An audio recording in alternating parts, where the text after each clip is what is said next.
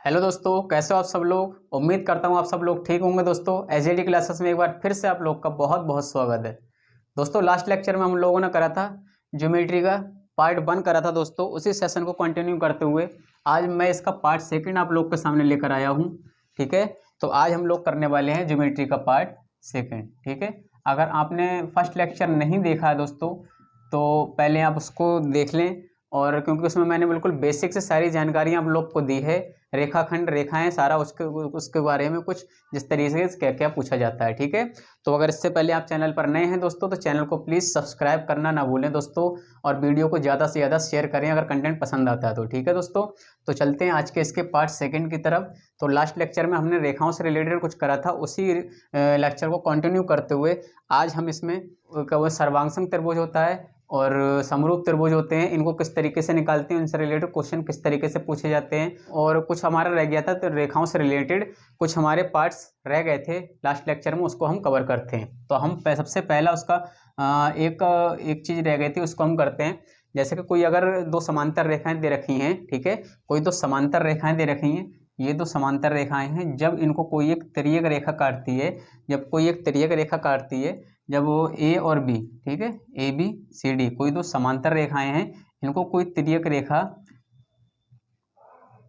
L M काटती है। ठीक है, एल एम काटती है, तो इस तिर्यक रेखा के काटने से इसमें बहुत सारे कोणों का निर्माण होता है। ठीक है दोस्तों, कोणों का निर्माण होता है। एक ये कोण होता है, इसको ओ पर काटती है, इसको पी पर काटती है। ठीक है, इस तरीके से लिख सकते हैं। ये ओ का कोण का निर्माण होता है, एक ये कोण होता है, एक ये होता है, एक ये होता है। ठीक है, 4 कोण यहाँ से बनते हैं और 4 कोण यहाँ से हमारे बनते हैं। तो इन कोणों से रिलेटेड क्वेश्चन कभी कभार सीधे पूछ लेता है, तो वही हम लोग हेडिंग डालने वाले हैं। आज हमने लिखा है अंतः एवं बाह्य कोण। ठीक है, अंतः एवं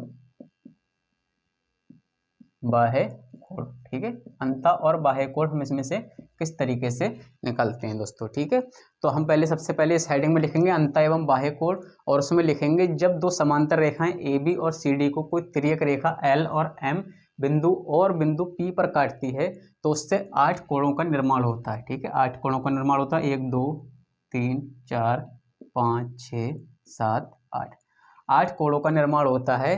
तो इसमें बहुत सारे अब इसमें पूछे जाते हैं पॉइंट, जैसे कि एकांतर कोण क्या होते हैं, संगत कोण क्या होते हैं। ठीक है, बाह्य और अंतः कोणों में एकांतर अंतः कोण क्या होते हैं, एकांतर बाह्य कोण क्या होते हैं, तो वो सारे मैं आप लोग को करने वाला हूँ। ठीक है, तो इसमें ये सारे टॉपिक पूछे जाते हैं कि संगत कोण। ठीक है,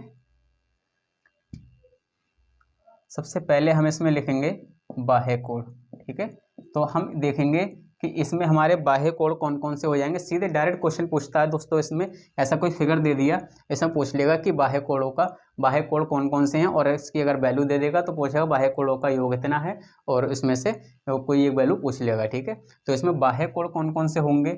बाह्य कोण अगर आप देखें तो ये दो रेखाएं हैं, ये समांतर रेखा ये है, ये समांतर रेखा ये है। ठीक है, ये दोनों समांतर रेखाएं हैं और इनको एक तिर्यक रेखा कोई इस तरीके से काट रही है। तो बाह्य कोण क्या होंगे, बाह्य कोण मतलब बाहर के कोण। ठीक है, बाह्य कोण मतलब बाहर के कोण, इतना कोण और इधर का इतना कोण। ठीक है, ये बाह्य कोण हो गए। तो हम कह सकते हैं कोण 1 और कोण 2, कोण 7 और कोण 8। ठीक है, बाह्य कोणों की बात करेगा तो ये कोण 1, कोण 2, कोण 7, कोण 8। कोण 1 कोण 2 बाह्य हैं, कोण 7 कोण 8 ये भी बाह्य हैं। ठीक है, बाह्य कोण हो गए। ठीक है, अब इसको करते हैं हम लोग। एक होता है अंतः कोण। अंतः कोण, आप ये ना सोचते कि ये थ्योरिकल पार्ट है दोस्तों, इस थ्योरी में ही क्वेश्चन सारे छिपे हुए हैं। इस क्वेश्चन से किस तरीके से कितने कितने तरीके से क्वेश्चन पूछ सकता है वो सारा मैं आपको कवर अप करा रहा हूँ। ठीक है दोस्तों, पूछ रहा है अंतः कोण। अब अंतः कोणों की बात करेगा, अंतः कोण मतलब अंदर के कोण। तो ये दो रेखाएं हैं, इनके ये तो बाहर के कोण हो गए, रेखाओं से बाहर के कोण, ये हो गए अंदर के कोण। ठीक है, इतने और इतने।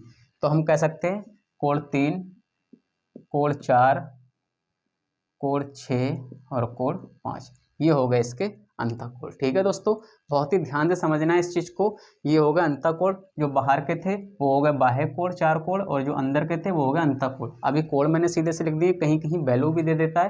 ठीक है, कहीं कहीं वैल्यू भी दे देता है, तो वहां वैल्यू भी रख के पूछता है। ये हो गया बाह्य कोण हो गया, अंतः कोण हो गया। ठीक है, अब तीसरा पॉइंट इसमें आता है एकांतर कोण। ठीक है, एकांतर कोण।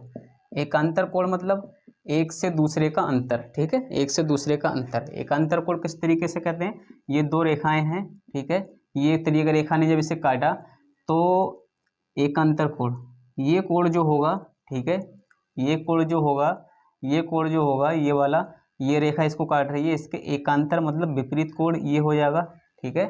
तो इसी को हम कह सकते हैं, इसमें कोण दो जो होगा उसका एकांतर कोण क्या होगा, इस तरीके से काटा है और इसको इस तरीके से, एकांतर इसका कोण होगा 8, ठीक है दोस्तों। एकांतर कोण, या इसमें लिख सकते हैं हम लोग एकांतर बाह्य कोण, ठीक है, एकांतर बाह्य कोण भी लिख सकते हैं इसे। तो एकांतर बाह्य कोण लिख लो पहले, फिर एकांतर अंतःकोण बताऊंगा। एकांतर बाह्य और अंतः में आपको बिल्कुल कंफ्यूज नहीं होना दोस्तों।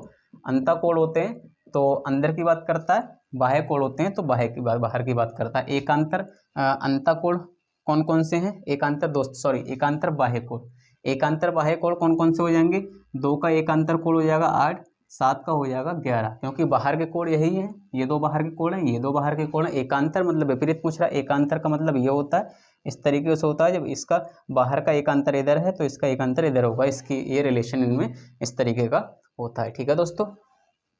पूछा एकांतर बाह्य कोण कौन कौन से होंगे, एकांतर कोण 2, कोण 2 का एकांतर कोण होगा कोण 8 तथा, ठीक है, तथा कोण 1 का एकांतर कोण होगा कोण 7, ठीक है, ये होगा एकांतर बाह्य कोण, ये होगा एकांतर बाह्य कोण। अब वहीं अगर पूछ लेगा कभी आपसे एकांतर अंतःकोण, सीधे सीधे दोस्तों ये पॉइंट रख के आपसे सीधे पूछता है एकांतर अंतःकोण, ठीक है। तो आपको जितने पॉइंट करा रहा हूँ आप ऐसा समझ लो कि उतने आपको आपके क्वेश्चन तैयार हो रहे हैं दोस्तों, ठीक है, जितने पॉइंट आपको समझा रहा हूँ उतने आपके क्वेश्चन तैयार हो रहे हैं। अब पूछ रहा है एकांतर अंतःकोण, ये अंतःकोण है, अंतःकोण मैंने आपको पहले ही बता चुका हूँ, ये कोण होते हैं, अंतःकोण होते हैं। एकांतर मतलब एक दूसरे के विपरीत, तो कोण 3 का विपरीत होगा कोण 5, कोण 6 का विपरीत होगा कोण 4, ठीक है।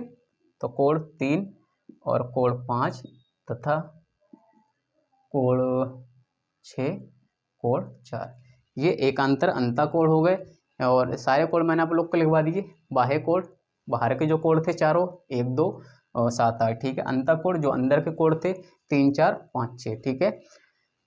एकांतर बाह्य कोण, एकांतर कोण होते हैं मतलब एक दूसरे के जस्ट अपोजिट, विपरीत, ऐसी कोई रेखा त्रिज्यीय रेखा काटती है तो इस साइड का, ठीक है, जैसे मैंने इस साइड का किया था और इस साइड का किया था। अब बाह्य के कोण की बात हो रही है तो ये हो गए बाह्य कोण, ये बाह्य कोण, तो ये है, इसका एकांतर जस्ट उल्टा होगा, 2 का 11 और 1 का 7, ठीक है, सॉरी 2 का 8 और 1 का 7, 2 का 8 1 का 7। अब एकांतर अंतःकोण की बात करेगा तो वहीं एकांतर जब अंतःकोण की बात करेगा, ठीक है, अंतःकोण ये है इतने और इतने, तो 3 का 5 और 4 का 6, ठीक है, बहुत ही बेहतरीन है दोस्तों। आप ये समझ लीजिए कि 4 पॉइंट कराए मैंने आप लोगों को, चारों आपके क्वेश्चन तैयार हो गए। इसके अलावा दोस्तों हमारा एक पॉइंट रह गया, हमारा एक पॉइंट होता है संगत कोण, ठीक है, संगत कोण, संगत मतलब समान आकृति के कोण। संगत कोण किस तरीके से निकालते हैं दोस्तों, संगत कोण मतलब समान कोण, ठीक है, संगत कोण सेम कोण मतलब, ठीक है। ये कोई हमारा कोई 2 समांतर रेखाएं इसको तिर्यक रेखा काट रही है, ठीक है। तो अभी आप देखें कि इस ऊपर वाली समांतर रेखा को ये तिर्यक रेखा काट रही है तो इसमें एक कोण बन रहा है, कोण कोई AOC, ठीक है, AOC। अब यहाँ पर भी कोई एक नीचे वाली एक रेखा है, इसको भी एक तिर्यक रेखा काट रही है, ठीक है, ऐसे ये तिर्यक रेखा इसको भी तो काट रही है, तो BPO, ठीक है। कहने का मतलब ये है कोण 1 और यहाँ पर 2 3 4 5 6 7 8, ठीक है। तो कहने का मतलब ये है कि कोण 1 जो होगा कोण 5 का संगत कोण होगा, ठीक है दोस्तों। तो कोण 1 कोण 5 का संगत कोण होगा, ठीक है। और अगला कोण क्या होगा, कोण 2 है, सेम डायरेक्शन में है, समान डायरेक्शन में है, ठीक है। कोण 2 है, कोण 6 का संगत कोण होगा, कोण 6 का संगत कोण होगा, 2 होगा 6 का होगा, ठीक है। कोण 4 होगा, कोण 8 का संगत कोण होगा, कोण 4 कोण 8 का संगत कोण होगा, कोण 3 कोण 7 का संगत कोण होगा, ठीक है, कोण 3 कोण 7 का संगत कोण होगा। संगत कोण मतलब संगति, संगति मतलब समान, उसी की कहते हैं ना, जिसकी संगति में पड़ गया वैसा ही मतलब बनता चला जा रहा है, तो सेम वही संगति से असर करते हैं, इसका संगति से रिलेट करते हैं इसको। संगत है मतलब एक समान, एक ही ग्रुप में, एक ही टोली में, ठीक है, एक ही साइड के, जो भी कह सकते हैं इसको। तो बहुत ही बेहतरीन मैंने आपको ये कराया है एक डायग्राम के थ्रू अंत एवं बाह्य कोण निकालने के लिए। तो इससे ये समझ लो आपके 5 टॉपिक 5 मैंने आपके कराए हैं, तो 5 क्वेश्चन आपके कवर हो गए इससे, ठीक है। और पता नहीं कितने सारे क्वेश्चन इससे आप लोग को वैल्यू रख के पूछ भी सकता है, ठीक है। तो चलते हैं दोस्तों अगले अपने टॉपिक की तरफ। अब बात करते हैं दोस्तों त्रिभुज की, ठीक है। बेसिकली आप लोग त्रिभुज के बारे में मैंने आप लोग को 2D में सारा कुछ पढ़ाई दिया है। तो त्रिभुज से रिलेटेड क्वेश्चन जो थे वो सारे मैंने आपको 2D में करा दिए, वहां से कवर अप कर सकते हैं। लेकिन ज्योमेट्री में त्रिभुज में किस तरीके से और पूछा जाता है, उसकी वैल्यू क्या होती है, किस तरीके से क्या रखते हैं, वो सारा कुछ मैं आपको करवाने वाला हूँ, ठीक है। अब अगला पॉइंट डालते हैं त्रिभुज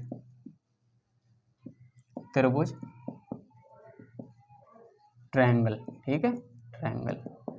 तो त्रिभुज के बारे में जान लेते हैं, ठीक है। सबसे बेसिक से जानेंगे। 3 रेखाओं से घिरी आकृति को त्रिभुज कहते हैं। ये मैं आपको बिल्कुल बेसिक से करा चुका हूँ 2D में, ठीक है।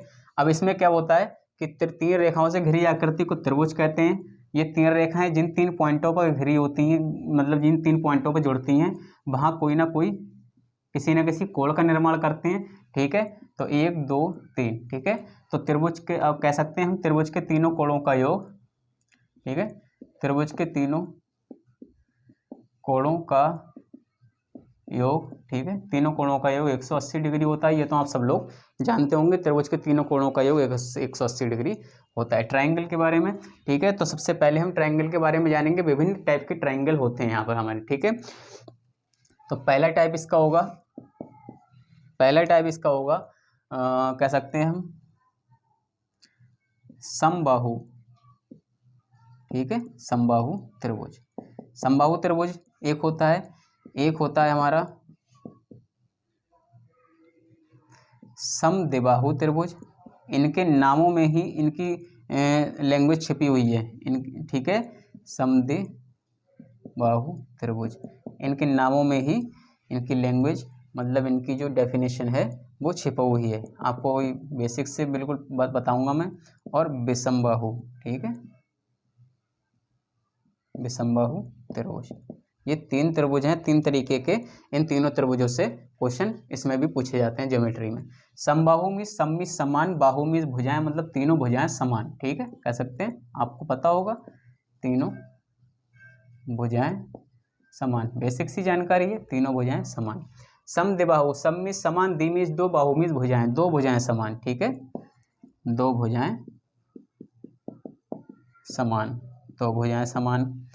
विषमबाहु, विषम में से अलग अलग, बाहु में भुजाएं, सभी भुजाएं अलग अलग, ठीक है, सभी भुजाएं असमान, ठीक है, असमान। अब इसमें क्या क्या फैक्ट और हो सकते हैं। अब ये तो हुई लॉजिकली सिंपली बात, ठीक है, सिंपल तरीके से जो हम लोग जानते हैं समबाहु, विषमबाहु और समद्विबाहु के बारे में, ठीक है। और ये भी जानते हैं हम कि त्रिभुज के तीनों अंतःकोणों का योग 180 डिग्री होता है, ये भी जानते हैं हम लोग, ठीक है। लेकिन अब इसमें ज्योमेट्री में इसमें किस तरीके से क्वेश्चन पूछता है। अब पूछेगा समबाहु त्रिभुज, तीनों भुजाएं समान तो हैं। अब पूछेगा समबाहु त्रिभुज में समबाहु त्रिभुज है, ये है कोई, ठीक है, ये इस तरीके का त्रिभुज है ABC। समबाहु है, सम में समान, बाहु में भुजाएं, ठीक है, सम में समान, बाहु में भुजाएं, मतलब सभी भुजाएं समान, ठीक है। तो इसमें पूछेगा जब सभी भुजाएं समान हैं तो सभी कोणों का योग, मतलब तीनों कोण कितने कितने डिग्री के होंगे, या तीनों कोणों का योग ज्ञात करो, ठीक है। जब सभी भुजाएं समान हैं तो तीनों कोण भी समान होंगे, तीनों कोण समान होंगे। और जबकि तीनों कोण समान होंगे और 180 डिग्री मतलब टोटल तीनों कोणों का योग होता है, तो 6 3 18 60 डिग्री हो जाएगा, ठीक है। इस तरीके से क्वेश्चन कभी कभार पूछ लेता है। तो आपको ये ध्यान रखना, समबाहु त्रिभुज में तीनों भुजाएं तो समान होती हैं, लेकिन साथ ही साथ तीनों कोण भी, तीनों अंतःकोण भी, अंतःकोण है ना, त्रिभुज के अंदर की बात हो रही है। त्रिभुज तीनों, यहाँ लिख लो आप, अंत और जोड़ लेना, ठीक है, तीनों अंतःकोण भी समान होंगे, ठीक है। बहुत ही इंपॉर्टेंट फैक्ट है इस मतलब समबाहु त्रिभुज का। समद्विबाहु त्रिभुज, ठीक है, समद्विबाहु त्रिभुज। अब क्या होगा, एक ये भुजा और एक ये भुजा, ठीक है, ये दोनों भुजाएं बराबर हैं, लेकिन ये भुजा बराबर नहीं है, ठीक है, ABC, ठीक है, ये दोनों भुजाएं बराबर हैं और ये भुजा बराबर नहीं है, तभी तो होगा समद्विबाहु, सम में समान, द्वि में 2, बाहु में भुजाएं, 2 भुजाएं बराबर होंगी, ठीक है। जब 2 भुजाएं बराबर होंगी, 2 भुजाएं समान होंगी, तो इसमें जब 2 भुजाएं समान होंगी तो 2 कोण भी समान होंगे, ठीक है, तो दो अंतःकोण भी समान होंगे, ठीक है। जब ए बी बराबर है बी सी के, ए बी बराबर है बी सी के, तो और जब ए बी बराबर है बी सी के, तो कोण बी ए सी, या कह सकते हैं सीधे से कोण ए बराबर होगा कोण सी के, ठीक है। यही कोण ए बराबर होगा कोण सी के, क्योंकि कोण भुजा बी सी बराबर है भुजा ए बी के, भुजा ए बी बराबर भुजा बी सी के, तो इनके द्वारा बनाए गए कोण, ठीक है। क्योंकि ये एक ही सिंपल समांतर रेखा मतलब एक साधारण रेखा है, उस पर टच हो रहे हैं आके, तो जो इस रेखा के साथ जो ए कोण बनाएगा वो इस रेखा के साथ कोण सी भी तो बनाएगा, तो कोण दो बराबर होंगे, कोण ए बराबर कोण सी हो जाएगा, ठीक है। अब देखते हैं विषमबाहु त्रिभुज, सभी भुजाएं असमान हैं, तो क्या होगा, सभी कोण भी असमान होंगे, ठीक है। तो सभी कोण भी असमान होंगे। अब इसमें क्या कर सकते हैं, किसी तरीके से कोई लंबी चौड़ी कोई भी हमने कुछ भी खींच ली, तो ये एक ये है, दूसरी ये है, तीसरी ये है, मतलब कोई सारी भुजाएं असमान हैं, तो क्या गारंटी है कि कोण भी समान होंगे। तो कोई कोण ये होगा एक, कोण दो और कोण तीन, मतलब तीनों सभी कोण भी, अंतःकोण भी, सभी अंतःकोण, ठीक है, अंत जरूर लिख लें दोस्तों, ठीक है। त्रिभुज की बात चल रही है तो सभी अंतःकोण भी असमान होंगे, ठीक है। ये हुई त्रिभुज से रिलेटेड बात। और इसमें त्रिभुज में एक चीज और पूछता है दोस्त, अंतःवृत्त, ठीक है।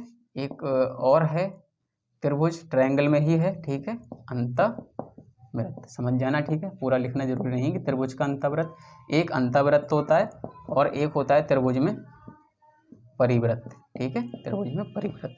तो अंतःवृत्त और परिवृत्त को जानेंगे दोस्तों। अगर कोई त्रिभुज है, ठीक है, अंता और परि की तो बात आप जानते होंगे, अंता मीन्स अंदर, परि मीन्स बाहर, परि मीन्स बाहर, मतलब परि को आवरण से, पर्यावरण से डिनोट मतलब हम लोग समझ सकते हैं, पूरा आवरण है ना घिरा हुआ पूरा, परि मीन्स चारों ओर, आवरण मीन्स घेरा, ठीक है। तो वही है परि मीन्स बाहर का, अंता मीन्स अंदर का, ठीक है। जब कोई ये त्रिभुज है हमारा, किस तरीके से अंतःवृत्त इसमें बनता है, जब कोई ये त्रिभुज है हमारा, ठीक है, इस त्रिभुज को हम, ये हमारा कोई एक कोण है, ये कोण है, ये कोण है, या तो हम ऐसा कर लें कि ये कोण हमारा 60 डिग्री का है, तो सीधे से इसमें एक 30 डिग्री का कोण बना दें, ये 60 डिग्री का है, इसमें भी 30 डिग्री का बना दें, ये 60 डिग्री का है, इसमें भी 30 डिग्री का बना दें, या तो इस तरीके से अंतःवृत्त का निर्माण करते हैं हम लोग, ठीक है। अंतःवृत्त का निर्माण जो किया जाता है, या तो इस तरीके से करते हैं, या तो हम क्या करते हैं, जो हमारी ये दूरी है, जो हमारी ये दूरी होती है त्रिभुज की, इसको चाप में ये दूरी भरते हैं, ठीक है। चाप में भरकर इसको यहाँ से इस चाप लगाया, यहाँ से चाप लगाया, लंब डालते थे सीधी भुजा पर, तो ये लंब डालते थे, इसी तरीके से ये लंब डालते थे, इसी तरीके से ये लंब डालते थे, ठीक है। तो हम कह सकते हैं अंतःवृत्त के लिए, अंतःवृत्त में, ठीक है, ए द्वारा डाला गया लंब, ठीक है, किस पर, बी सी पर, और बी द्वारा डाला गया लंब किस पर, ए सी पर, ठीक है।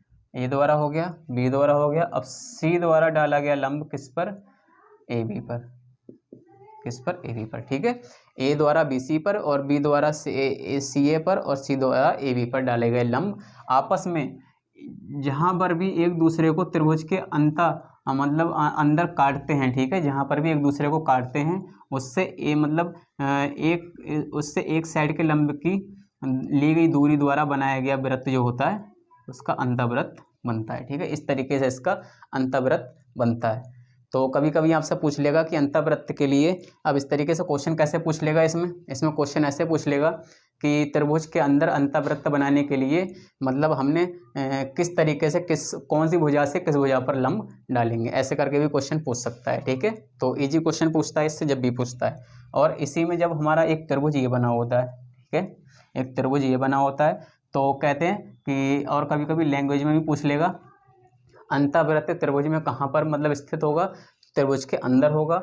और बाह्य वृत्त के लिए पूछ लेगा जब यहीं पर, तो सीधे से पहले से लंब डालेंगे, ठीक है, और उसके फिर यहाँ से यहाँ तक की दूरी को कवर करके, यहाँ से यहाँ तक की दूरी को इसको कवर करके और सीधे यहाँ से रख के इस तरीके से हम अपना कोई वृत्त बना लेंगे जो हमारा परिवृत्त कहलाएगा, ठीक है। तो बस समझने वाले दोनों टॉपिक है, अंतःवृत्त और परिवृत्त। कभी कभार ऐसा होता है कि त्रिभुज में सीधे से क्वेश्चन दे देता है त्रिभुज के अंतःवृत्त का क्षेत्रफल इतना है, तो मतलब एक त्रिभुज का क्षेत्रफल इतना है और उसमें एक अंतःवृत्त खींचा गया, उसका क्षेत्रफल इतना है, तो बचे हुए त्रिभुज का क्षेत्रफल ज्ञात करो। ठीक है, तो पहले पूरे त्रिभुज का क्षेत्रफल निकालेंगे, फिर अंतःवृत्त का क्षेत्रफल इसमें से घटा देंगे, तो हमारी ये कोनों में जो जगह बची इसका क्षेत्रफल पता लग जाएगा। तो हमको मोस्टली त्रिभुज के अंतःवृत्त और परिवृत्त के बारे में पता होना चाहिए। ठीक है, चलते हैं दोस्तों। अब हमारा एक और त्रिभुज से रिलेटेड हमारे कुछ 2 टॉपिक और बचे हैं, होते हैं हमारा एक सर्वांग त्रिभुज होता है और एक समरूप त्रिभुज होता है। ठीक है, त्रिभुज से रिलेटेड एक होता है हमारा सर्वांग त्रिभुज और एक होता है हमारा समरूप त्रिभुज। ठीक है दोस्तों, सारे जितने भी टॉपिक मैंने इसमें करा रहा हूँ ज्यामिति में, ठीक है, इसके सारे टॉपिक के जितने भी न्यूमेरिकल इनसे बनते होंगे जिस भी तरीके के, वो सारे न्यूमेरिकल कराऊंगा। ठीक है, लेकिन आप लोग को सर्वांग समरूप, ठीक है, और जितना मैंने आप लोग को अब तक करा दिया है वो सारा कुछ पता होना चाहिए, अंतःवृत्त, परिवृत्त, और इससे पहले मैंने आपको रेखाखंड और एकांतर कोण, अंतःकोण, बाह्य एकांतर, बाह्य अंतःकोण, ये सारा आपको पता नहीं होगा तो ज्योमेट्री में आप बिल्कुल कह सकते हैं बिल्कुल जीरो के समान हो दोस्तों। ठीक है, ये सारा कुछ, क्योंकि ज्योमेट्री पूरी इन्हीं चीज़ों से चलती है, इसलिए मैंने आपका पहले बेस क्लियर कराया है दोस्तों। ठीक है, तो अब चलते हैं हम लोग सर्वांग त्रिभुज की तरफ। सर्वांग त्रिभुज को हम दोस्तों बाई फिगर समझते हैं दोस्तों। सर्वांग त्रिभुज माना ये 2 त्रिभुज हैं हमारे। ठीक है, ये 2 त्रिभुज दे रखे हैं हमारे, ABCPQR। ठीक है, ये 2 अलग अलग त्रिभुज हैं, ABC और PQR। सर्वांग त्रिभुज की मतलब विशेषता क्या होती है? सर्वांग त्रिभुज की विशेषता सिंपली क्या होती है, जो वन मतलब अपनी अपनी साइड की जो भुजाएं होती हैं, AB बराबर होगी PQ के। ठीक है, सर्वांग त्रिभुज की विशेषताएं होती हैं, AB बराबर होगी PQ के। ठीक है, AB बराबर होगी PQ के, और ये सर्वांग का ये एक साइन भी होता है, सर्वांग सम होगी PQ के मतलब समान होगी। ये जो साइन होता है ये सर्वांग सम का साइन होता है। ठीक है दोस्तों, सर्वांग सम जिससे हम कहते हैं समान भी कहते हैं। ठीक है, समान भी कहते हैं, तो चाहे तो हम सर्वांग सम लिख लें चाहे बराबर लिख लें, बात वही आनी है। AB सर्वांग सम त्रिभुज में AB समान होगी PQ के और AC समान होगी, डबल डॉट है इधर भी डबल डॉट लगा देते हैं, AC समान होगी PR के। ठीक है, और AC समान होगी PR के, और हमारी एक भुजा और बची BC समान होगी QR के। ठीक है, BC समान होगी QR के। तो ये सर्वांग त्रिभुज की विशेषता है दोस्तों। सभी भुजाएं आपस में एक दूसरे के मतलब आपस में एक दूसरे के नहीं, त्रिभुज A की भुजा त्रिभुज B की सेम डायरेक्शन की भुजा के समान होगी। ठीक है, त्रिभुज A की भुजा त्रिभुज B के सेम डायरेक्शन की भुजा के समान होगी। ये त्रिभुज मान लिया कोई A और ये त्रिभुज मान लिया कोई B। ठीक है, जैसे कि AB है तो इसकी भी एक साइड की PQ है, इस साइड की AB है तो ये PQ के समान होगी, उस साइड की AC है तो ये PR के समान होगी, नीचे का आधार BC है तो ये QR के समान होगी। ये तो ही सर्वांग त्रिभुज की विशेषता। अब अगर समरूप त्रिभुज की बात करें दोस्तों, ठीक है, इसी त्रिभुज से समझते हैं। समरूप त्रिभुज की जब बात करेंगे तो भुजाएं तो दोस्तों समान होंगी ही होंगी। ठीक है, भुजाएं तो समान होंगी ही होंगी। AB बराबर PQ, AC बराबर PR और BC बराबर QR। ठीक है, तो इसमें भुजाएं तो समान होंगी ही होंगी, लेकिन एक कंडीशन और दे रखी होगी इसमें भुजाओं के साथ। ठीक है, क्वेश्चन दूसरा ही बना लेते हैं, त्रिभुज एक इस तरीके का बना लेते हैं। ठीक है, इस तरीके का बना लेते हैं, इस तरीके का वैल्यू उसी तरीके से दे देते हैं जो हमें दिक्कत नहीं होने वाली। हमारा जो लग गया है PQR। ठीक है, इसके समान ये होगी, इसके समान ये होगी, इसके समान ये होगी, ये तो समान होगा ही होगा। ठीक है, सर्वांग सम के सेम समरूप त्रिभुज में भी भुजाएं समान होती हैं, लेकिन इसमें एक कंडीशन बढ़ जाती है। जब तीनों भुजाएं समान होती हैं तो ये जो कोण जो होते हैं, जब भुजाएं जब इस तरीके से समान होंगी तो कोण एक कंडीशन बढ़ जाती है, तब त्रिभुज हमारा बनता है समरूप त्रिभुज।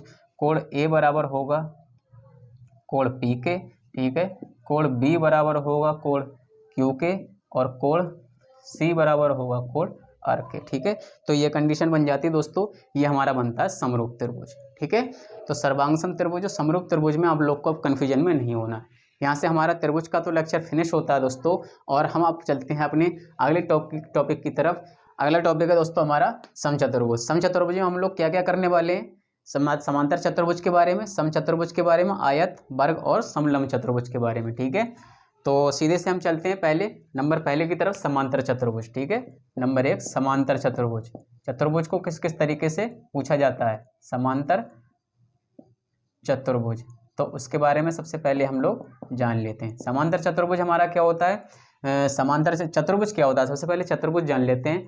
कोई चार रेखाओं से घिरी आकृति, ठीक है, 4 रेखाओं से घिरी आकृति चतुर्भुज होती है। चाहे वो आकृति इस तरीके की हो, लेकिन 4 रेखाओं से घिरी हुई होनी चाहिए। ठीक है, जरूरी नहीं है वो आकृति, ये जरूरी नहीं है कि वो आकृति समांतर हो या कैसी हो, लेकिन 4 रेखाओं से घिरी आकृतियों को चतुर्भुज कहते हैं। सबसे पहले तो आप ये जान लें। ठीक है, अब पहला देख लेते हैं समांतर चतुर्भुज। समांतर चतुर्भुज कई तरीके के हो सकते हैं। ठीक है, समांतर मतलब समान, भुजाएं जिसकी समान होंगी, भुजाएं समान होंगी, इस तरीके का भी हो सकता है।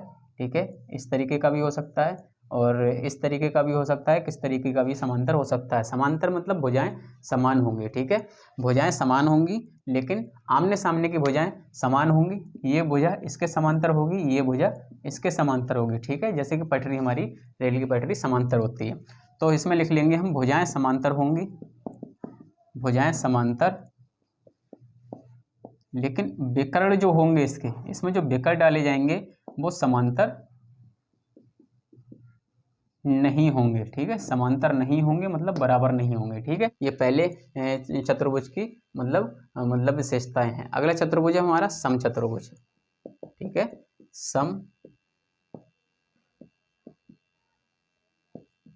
समचतुर्भुज। ठीक है, समचतुर्भुज में हम लोगों ने क्या दे रखा है, सममित समान चतुर्मित चारों भुजमित भुजाएं, समचतुर्भुज चारों भुजाएं समान। ठीक है, समचतुर्भुज में क्या होगा, चारों भुजाएं, ये हो गया हमारा समांतर। ठीक है, ये हो गया हमारा समांतर। और समचतुर्भुज को हम एक हिसाब से वर्ग भी कह सकते हैं। ठीक है, चारों भुजाएं समान मतलब एक समान, चारों भुजाएं एक समान, एक बराबर। ठीक है, चारों भुजाएं एक समान, समचतुर्भुज चारों भुजाएं एक समान होंगी। जब चारों भुजाएं समान होंगी, ठीक है, इसको लिख देंगे चारों भुजाएं समान, चारों भुजाएं समान, और दोनों विकर्ण आपस में 90 डिग्री का कोण बनाएंगे और एक दूसरे के बराबर होंगे। ठीक है, क्योंकि जब चारों भुजाएं समान होंगी तो एक हिसाब से वही वर्ग ही बन गया। ठीक है, विकर्ण 90 डिग्री का कोण बनाएंगे। ठीक है, विकर्ण आपस में 90 डिग्री का कोण बनाएंगे तथा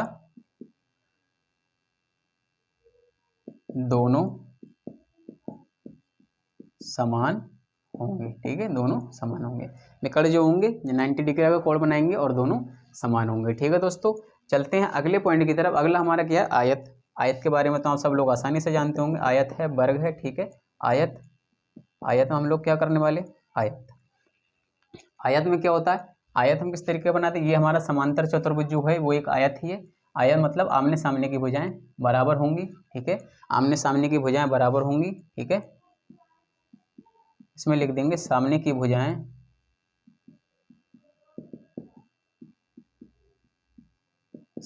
भुजाएं बराबर होंगी। ठीक है, तथा विकर्ण भी इसके बराबर होंगे। जब आमने सामने की भुजाएं जब बराबर होंगी तो इसके विकर्ण भी बराबर होंगे। ठीक है, इसके विकर्ण भी बराबर होंगे और एक दूसरे को 90 डिग्री पर काटेंगे। ठीक है, जब विकर्ण बराबर होंगे तो एक दूसरे को सेम एज 90 डिग्री पर काटेंगे। अगला हमारा पॉइंट है क्या है, वर्ग। ठीक है, तो वर्ग हमारा क्या है, वर्ग में आप सेम वही कर लें, वर्ग सेम एज समचतुर्भुज। ठीक है, समचतुर्भुज ऐसा होता है, चारों भुजाएं वर्ग है तो चारों भुजाएं बराबर होंगी, विकर्ण एक दूसरे को 90 डिग्री पर काटेंगे। ठीक है, चारों भुजाएं बराबर होंगी, इसको लिख लेते हैं वर्ग। क्या था हमारा, वर्ग है। ठीक है, वर्ग भी एक चतुर्भुज है तो उसको लिख लेते हैं सेम एज, ठीक है, सेम एज समचतुर्भुज। ठीक है, सेम एज समचतुर्भुज। ठीक है, जब चारों भुजाएं बराबर होंगी तो विकर्ण भी एक दूसरे को 90 डिग्री पर काटेंगे। सभी भुजाओं से बने कोण 90 डिग्री होंगे, विकर्ण भी एक दूसरे के बराबर होंगे, विकर्ण भी एक दूसरे को 90 डिग्री पर काटेंगे। अब एक बचा हमारा समलंब चतुर्भुज। ठीक है, समलंब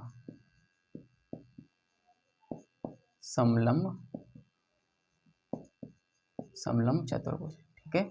समलम चतुर्भुज, समलम चतुर्भुज में क्या दे रखा है, समलम चतुर्भुज एक तरीके का चतुर्भुज होता है जिसको हम इस तरीके से नोट करते हैं, जैसे कि एक भुजा ये है, एक भुजा ये है, एक ये है, ठीक है, इस तरीके से बना है समलम, ठीक है। समलम, जैसे कि आपको नाम से ही पता लग रहा है, सम में समान भुजा पर लंब, ठीक है। इसके समांतर भुजा क्या होगी, ए बी के समांतर भुजा कितनी होगी, सी डी होगी, ठीक है। ए बी के समांतर होगी सी डी, और समलंब, सम में समान, लंब, सम में समान भुजा पर लंब मीन्स लंब, ठीक है। इस भुजा से ए बी से कोई यहाँ पर एक लंब डालते हैं। समलम चतुर्भुज में क्या होता है दोस्तों, समलम चतुर्भुज में क्या होता है, दो सम्मुख भुजाएं बराबर होती हैं, ठीक है, दो सम्मुख भुजाएं बराबर, तथा शेष दो सम्मुख भुजाएं जो होती हैं, दो सम्मुख भुजाएं असमान होती है, ठीक है। इसमें क्या दे रखा है, समलम चतुर्भुज में दो सम्मुख भुजाएं तो समान होती हैं, लेकिन दो सम्मुख भुजाएं जो होती हैं वो असमान होती हैं। दो सम्मुख भुजाएं समान कौन सी होती हैं, दो सम्मुख भुजाएं समान ये होती हैं, जैसे कि मान लिया ए बी और सी डी, ये तो सम्मुख भुजाएं समान है, ये छोटी है ये बड़ी है, इसको आगे भी करते चले जाएंगे तो ये कहीं नहीं मिलेगी, ये समान ही होती हैं, ठीक है। और दो सम्मुख भुजाएं असमान होती हैं, ठीक है, सॉरी उल्टा कर गया मैं, दो सम्मुख भुजाएं समान होती हैं और दो सम्मुख भुजाएं असमान होती हैं, ठीक है। ये ए बी जो है, जो ए बी है ये छोटा है सी डी से, ठीक है, जबकि ए सी बराबर है बी डी के, ठीक है। ये दोनों भुजाएं समान हैं, सॉरी उसको मैं थोड़ा उल्टा भूल गया, क्योंकि दो सम्मुख भुजाएं समान और दो सम्मुख भुजाएं असमान होती हैं, तो ये दो सम्मुख भुजाएं ए सी और बी डी समान है, जबकि दो सम्मुख भुजाएं ए बी और सी डी असमान है, ठीक है। और एक कंडीशन इसमें क्या है कि सामने वाली भुजा पर, सामने वाली भुजा पर लंब डाला जाता है, ठीक है। जो हमारी असमान भुजाएं होती हैं उस असमान भुजाओं पर एक भुजा से दूसरी भुजा पर लंब डाला जाता है, ठीक है। तो इस तरीके से हमारा ये चतुर्भुज भी यहाँ पर कंप्लीट होता है दोस्तों। उम्मीद करता हूँ दोस्तों चतुर्भुज से रिलेटेड भी आपको सारा पोर्शन समझ आया होगा। अब हम चलते हैं बहुभुज। बहुभुज को हम पॉलीगन बोलते हैं, ठीक है। उसमें विभिन्न तरीके के पॉलीगन होते हैं, सम बहुभुज होता है, पंचभुज होता है, षटभुज होता है, अष्टभुज होता है। तो उसमें फार्मूला बेसिक क्वेश्चन होते हैं, ठीक है। तो अगले लेक्चर में हम सीधे न्यूमेरिकल करेंगे इसके, इन सारे टॉपिकों से रिलेटेड जितना भी मैंने आपको यहाँ पर करा दिया है, ठीक है। और इससे बाहर ज्योमेट्री में कुछ भी नहीं पूछा जाएगा, ठीक है। तो तब तक के लिए बने रहें चैनल पर दोस्तों, और कंटेंट अगर पसंद आता है, समझ आता है, तो वीडियो को ज़्यादा से ज़्यादा शेयर करें और चैनल को सब्सक्राइब करना ना भूलें। तो मिलते हैं नेक्स्ट लेक्चर में इसके पार्ट 3 के साथ, जिसमें टोटल न्यूमेरिकल में आपको इससे क्वेश्चन, जिस तरीके के क्वेश्चन आते हैं सारे इन टॉपिकों से कराने वाला हूँ। तो तब तक के लिए good bye and take care.